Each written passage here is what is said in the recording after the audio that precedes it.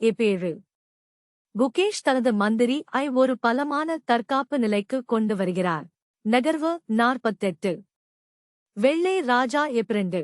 கருப்பு யானை D2 check. Gukesh check வைத்து டிங் இன் ராஜாவை பின்வாங்கச் செய்கிறார். நகர்வு 49. வெள்ளை ராஜா G1. கருப்பு ராஜா எ6. குகேஷின் ராஜா இப்போது டிங் இன் எல்லைக்குள் நுழைய தயாராகிறார். நகர்வு 50. வெள்ளை யானை B6 செக். கருப்பு ராஜா G5. டிங் செக் வைத்து சமாளிக்கப் பார்க்கிறார். குகேஷ் சாமர்த்தியமாக தப்பிக்கிறார். நகர்வு 51. வெள்ளை யானை B4. கருப்பு மந்திரி E6. குகேஷ் தனது மந்திரியை ஆட்டத்தின் மைய பகுதிக்கு கொண்டு வந்து ஆதிக்கத்தை உறுதி செய்கிறார். நகர்வு 52. வெள்ளை யானை A4. கருப்பு யானை B2. குகேஷ் தனது யானை ஐ மிகவும் ஆக்ரோஷமாக விளையாடுகிறார். நகர்வு 53. வெள்ளை மந்திரி A8. கருப்பு ராஜா எ6. குகேஷ் ராஜாவைக் கொண்டு ஆட்டத்தை தனது முழு கட்டுப்பாட்டுக்குள் கொண்டு வருகிறார்.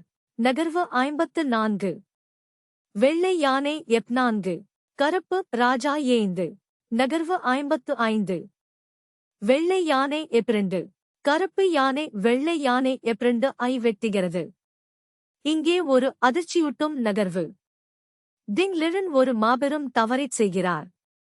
யானை ஐ எ2 சதுரத்திற்கு கொண்டு வந்தது அவரது ஆட்டத்தையே முடிவுக்கு கொண்டு வரப்போகிறது.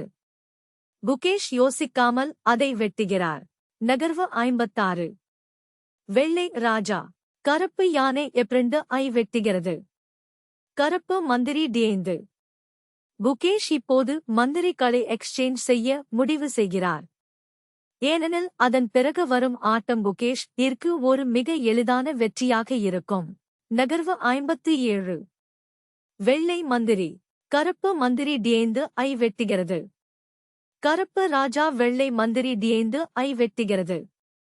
மந்திரிகள் வெளியேறுகின்றன. இப்போது பலகையில் ராஜாக்களும் சிப்பாய்களும் மட்டுமே உள்ளன. நகர்வு 58. வெள்ளை ராஜா E3. கருப்பு ராஜா E5. குகேஷ் இப்போது ஆப்போசிஷனை பெறுகிறார். டிங் இன் ராஜாவிற்கு நகர வழியே இல்லை.